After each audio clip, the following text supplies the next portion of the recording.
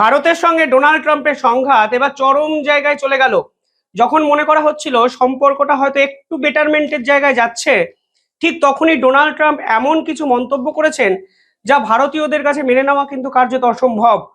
তিনি প্রথমে বলেন, প্রধানমন্ত্রী নরেন্দ্র মোদী তাকে ফোন করেছিলেন এবং ফোন করে বলেছেন রাশিয়ার থেকে তেল কেনা বন্ধ করবে ভারত। কিন্তু তার সেকেন্ড স্টেটমেন্টটা, যা কিন্তু ভারতের ইন্টারনাল পলিটিক্সের জন্য অত্যন্ত গুরুত্বপূর্ণ এবং ভয়াবহ, তিনি বলেছেন নরেন্দ্র মোদী আমার ভালো বন্ধু, কিন্তু আমি ওর পলিটিক্যাল কেরিয়ারকে শেষ করতে চাই না।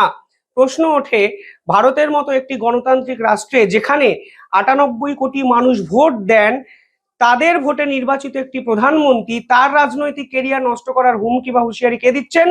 ডোনাল্ড ট্রাম্প দিচ্ছেন, যিনি আমেরিকার প্রেসিডেন্ট। আমি এই বিষয়ে কালকে একটি ভিডিও বানিয়েছিলাম, আপনারা গিয়ে দেখতে পারেন।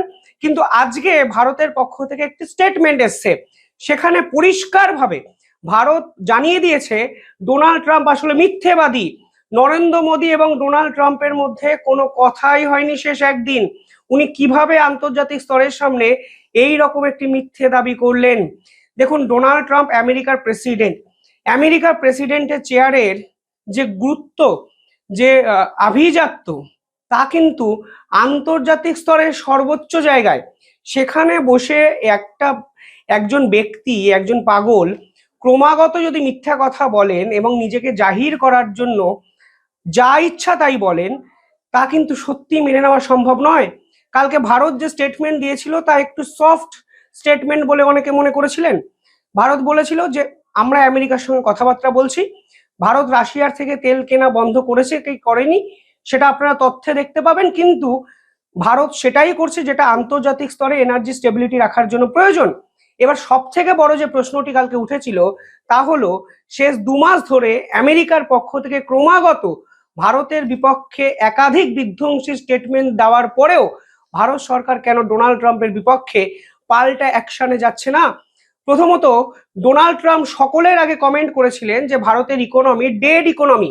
আজকের দিনে দাঁড়িয়ে যদি তথ্য দেখেন তাহলে দেখবেন কোনো অবস্থাতেই ভারতের ইকোনমি বা অর্থনীতি বা জিডিপি মৃতপ্রায় নয়, উল্টে যেভাবে ভারতের অর্থনীতি ক্রমাগত গ্রো করছে, বাড়ছে, তা কিন্তু আমেরিকাকেও আজ থেকে 5 থেকে 7 বছর পর চ্যালেঞ্জ করতে পারে। কারণ ডোনাল্ড ট্রাম্পের এই ট্যারিফ লাগানোর পর আমেরিকার অর্থনীতি বিপজ্জনক জায়গায় চলে গেছে, যা মুডির রিপোর্টে প্রকাশিত হয়েছে।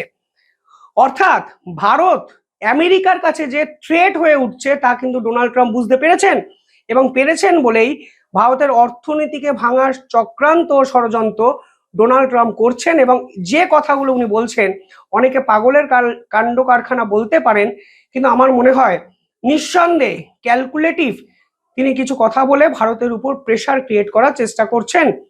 কিন্তু সব থেকে বিপজ্জনক যে কথা তা হলো, নরেন্দ্র মোদীর রাজনৈতিক কেরিয়ার তিনি নষ্ট করে দিতে পারতেন। এই রকম আত্মবিশ্বাস আমেরিকার প্রেসিডেন্টের আছে, তা বোধহয় সাম্প্রতিক সময়ে অন্য কেউ ভাবতেও পারেনি। দেখুন, ভারতের প্রধানমন্ত্রী নরেন্দ্র মোদী না হয়ে রাহুল গান্ধী হলেও আমি এই কথাগুলোই বলতাম। কারণ ভারতের প্রধানমন্ত্রীকে অ্যাটাক করা মানে ভারতীয়দের দিকে সরাসরি আক্রমণ করা। শেষ 2 মাস ভারতের প্রতিবেশী রাষ্ট্রে এমন কিছু কর্মকাণ্ড ঘটানো হচ্ছে যা সরাসরি ভারতের সার্বভৌমত্বের বিপক্ষে আঘাত।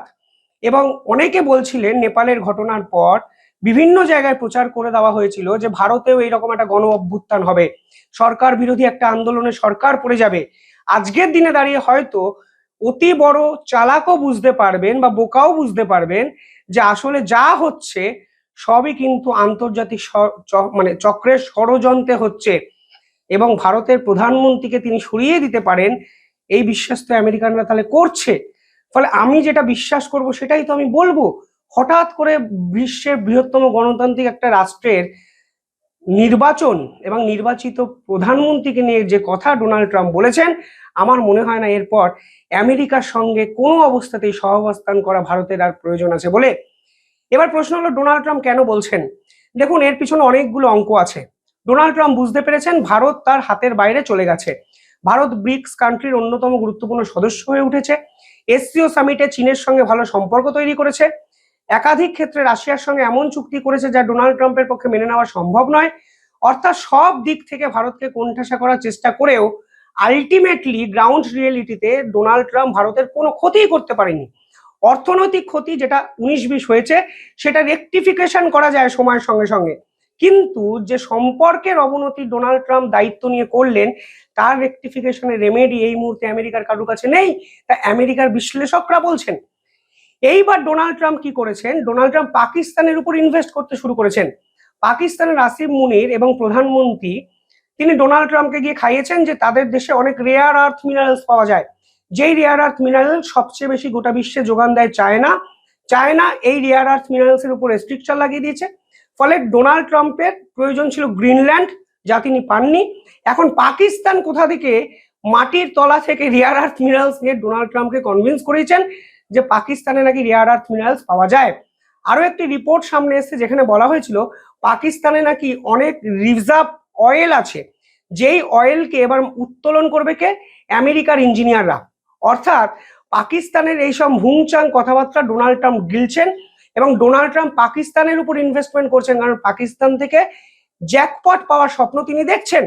এ হলো সামগ্রিকভাবে উপরের গল্পটা, কিন্তু ভিতরের গল্পটা কি? ভিতরের গল্পটা কালকে ডোনাল্ড ট্রাম্পের এক কূটনীতিবিদ ফাঁস করে দেন। সেখানে বলা হয় পাকিস্তানের ক্রিপ্টো কাউন্সিলের সঙ্গে আমেরিকার এক বেসরকারি ক্রিপ্টো কাউন্সিল ওরিয়েন্টেড কাজকর্ম করে এই রকম একটি চুক্তি হয়েছে। অর্থাৎ অফিসিয়াল চুক্তি পাকিস্তানের অফিসিয়াল একটি কোম্পানির সঙ্গে, গভর্নমেন্ট একটি কোম্পানির সঙ্গে নন গভর্নমেন্ট একটি অর্গানাইজেশন আমেরিকার করেছে। এবার ওই কোম্পানির 60% শেয়ার আছে ডোনাল্ড ট্রাম্পের ফ্যামিলির, যেখানে সরাসরি সেই ফ্যামিলির মধ্যে ডোনাল্ড ট্রাম্পের ছেলে জুনিয়র ট্রাম্প, তার জামাই সকলে ইনভলভ। এবার আসল গল্পটা আপনারা বুঝতে পারছেন, কেন হঠাৎ করে পাকিস্তানকে এত তেল মারতে শুরু করলেন ডোনাল্ড ট্রাম্প? পাকিস্তানকে তেল মারতে শুরু করেছেন শুধুমাত্র রেয়ার আর্থ মিনারেলস কিংবা মাটির তলায় যে তেল পাওয়া যায় এই গল্পের জন্য নয়। ডোনাল্ড ট্রাম্পও যে অতটা বোকা সেটা ভাববেন না।